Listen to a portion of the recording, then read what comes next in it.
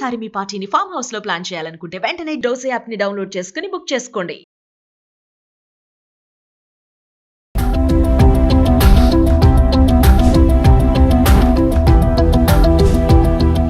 నమస్తే, welcome back to Suman TV. Present మనతో పాటు ఉన్నారు అనలిస్ట్ మందరి కృష్ణారెడ్డి గారు.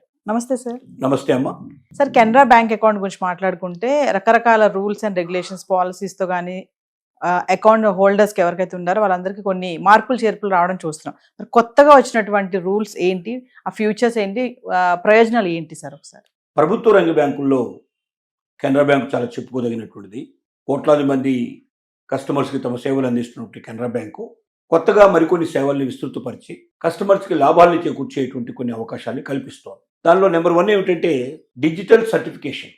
అంటే ప్రతి సంవత్సరం కస్టమర్స్ తమ ఇన్కమ్ ట్యాక్స్ కోసం చెప్పి ఆడిట్స్కి, చార్టెడ్ అకౌంటెంట్స్కి ఏం చేస్తారంటే బ్యాంకు నుంచి ఒక సర్టిఫికేట్ ఇస్తారు. అదేమిటంటే ఆ సంవత్సరం మొత్తం మీద జరిగిన ట్రాన్సాక్షన్స్ ఏమిటి, 1 ఏప్రిల్ నుంచి మొదలు పెడితే 31 మార్చ్ వరకు, గత సంవత్సరం నుంచి ఈ సంవత్సరం దాకా 1 ఇయర్ లోపల జరిగిన ట్రాన్సాక్షన్స్, డెబిట్ ఏమిటి, క్రెడిట్ ఏమిటి, బ్యాలెన్స్ ఏమిటి, మొత్తం ట్రాన్సాక్షన్ సర్టిఫికేట్ ఇస్తారు. ఈ ట్రాన్సాక్షన్ సర్టిఫికేట్ ఆధారంగా అకౌంట్స్ని మొత్తం వెరిఫై చేసుకొని ప్రతి ఒక్కటి కరెక్ట్గా దాంట్లో వచ్చిందా లేదా అని చెక్ చేసుకొని, రాకపోతే దాన్ని వెరిఫికేషన్ చేసుకొని కంప్లీట్ చేసేసి అకౌంట్ సబ్మిట్ చేసినప్పుడు బ్యాంక్ సర్టిఫికేట్లు కూడా వాళ్ళు ఇన్కమ్ ట్యాక్స్ డిపార్ట్మెంట్కి ఇవ్వడానికి పాసిబిలిటీస్ ఉంటాయి.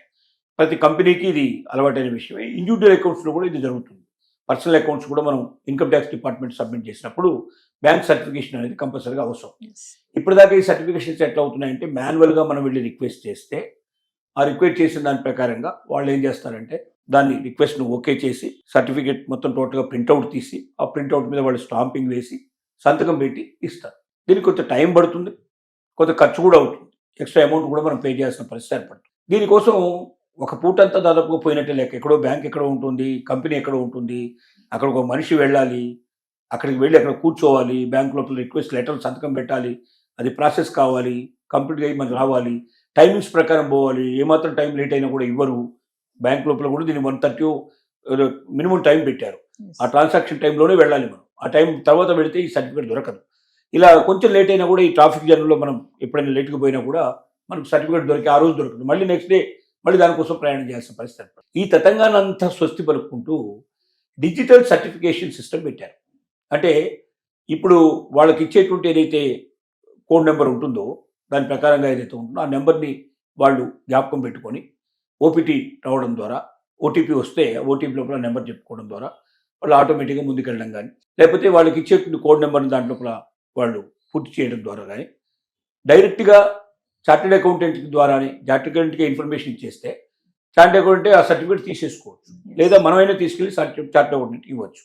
అంటే బ్యాంకు దాకా వెళ్లాల్సిన అవసరం లేకుండా డిజిటల్ సర్టిఫికేటు ఇంట్లో కూర్చొని కానీ, లేదా చార్టెడ్ అకౌంటెంట్ స్వయంగా తీసుకోవడానికి కానీ అవకాశాన్ని కల్పిస్తూ చేసినటువంటి ప్రక్రియ ఇది అన్ని బ్యాంకుల్లో మొట్టమొదటిసారిగా ఈ బ్యాంకులో జరుగుతుంది.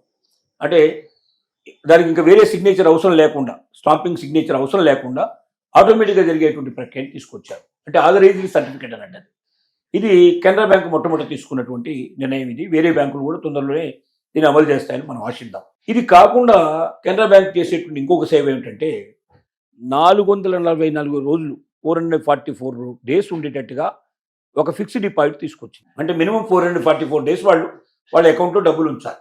వాళ్ళకి 7.2% రేట్ ఇస్తుంది, వడ్డీ రేట్ ఇస్తుంది డిపాజిట్, ఫిక్స్డ్ డిపాజిట్కి. దీంతో పాటు సీనియర్ సిటిజన్స్కి అయితే 7.75% ఇస్తుంది. ఇది చాలా కొంచెం ఎక్కువే, మిగతా బ్యాంకులతో పోల్చినట్టయితే కొంచెం ఎక్కువగానే వస్తుంది. ఇది ఈ ఎక్కువ రేట్ లోపల వాళ్ళు వడ్డీ ఎక్కువ తీసుకోవడానికి అవకాశంగా 444 డేస్ మాత్రమే ఉండేట్టుగా పెట్టారు. ఇది అంటే 365 డేస్ దాటి కొంచెం ముందుకు వెళ్ళిన తర్వాత ఇంతకుముందు 3 ఏళ్ళు మినిమం పెడితే తప్ప ఈ రకమైనటువంటి ఇంట్రెస్ట్ వచ్చేది కాదు.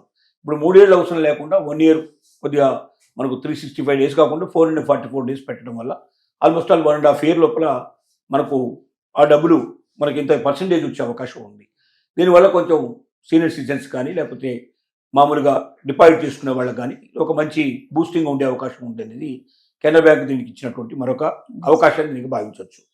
ఇది కాకుండా కెనరా బ్యాంకులో జరుగుతుంది ఏమిటంటే డిజిటల్ చెల్లింపులు. అంటే మనం ఏదైనా ఎలక్ట్రిసిటీ బిల్ కట్టుకోవాలి, క్రెడిట్ కార్డ్ బిల్లు పెట్టుకోవాలి, లేకపోతే ఇంకా ఏదైనా ప్రాపర్టీ ట్యాక్స్ కట్టుకోవాలి, రకరకాల డిజిటల్ చెల్లింపులు ఏదైతుందో దానికి ఒకసారి మనం బ్యాంక్కి ఇన్స్ట్రక్షన్ ఇచ్చేసేస్తే నా అకౌంట్లోకి వీటన్నిటికీ డబ్బు పంపించమంటే ఆటోమేటిక్గా ఆ చెల్లింపులు జరిగిపోతాయి. దీనివల్ల మనం ప్రతిదానికి మనం వెళ్ళాల్సిన అవసరం ఉండదు. ప్రతి నెల అయ్యో కట్టామో లేదని చెక్ చేసుకోవాల్సిన అవసరం ఉండదు. ఆ బిల్లు ఎంత అమౌంట్ అనేది దాంట్లోకి వస్తుంది, ఆటోమేటిక్గా ఆ అమౌంట్ ప్రకారంగా పేమెంట్ వెళ్ళిపోతుంది. అంటే ఇలాంటి వాటి వల్ల ఏమవుతుందంటే మనిషి జీవితం ఇంకా సులభతరం అవుతుంది. ఒక్క నెల మర్చిపోయినా మళ్ళీ దానికి పెనాల్టీలు పడ్డం, అక్కడ ఎలక్ట్రిసిటీ బిల్ లేట్ అయితే కట్ అయిపోతుంది, మనకు కరెంటు బిల్ కట్ అయిపోయే అవకాశాలు ఉంటాయి. దీనివల్ల ఏమవుతుందంటే మనం జ్ఞాపకం చేయాల్సిన అవసరం లేకుండా మన తరపునే బ్యాంకు మొత్తం కూడా రెస్పాన్సిబిలిటీ తీసుకొని వాళ్ళు ఈ చెల్లింపులు చేస్తారు. కాబట్టి దీనివల్ల మనిషి యొక్క జీవితం ఇంకా సులభతరమయ్యే అవకాశం ఉంది. అందువల్ల ఎక్కువగా ప్రయోజనాలు పొందడానికి అవకాశం ఉంటుందనే ఉద్దేశంతో మనకు బ్యాంకు ఈ సదుపాయాలు కల్పించింది. ఇది కెనరా బ్యాంకు తీసుకున్నటువంటి ఈ కొత్త విధానాల వల్ల ఇంకా ఎక్కువగా తమ కస్టమర్స్కి సేవలు అందించేటువంటి అవకాశాన్ని కల్పిస్తోంది. Thank you sir.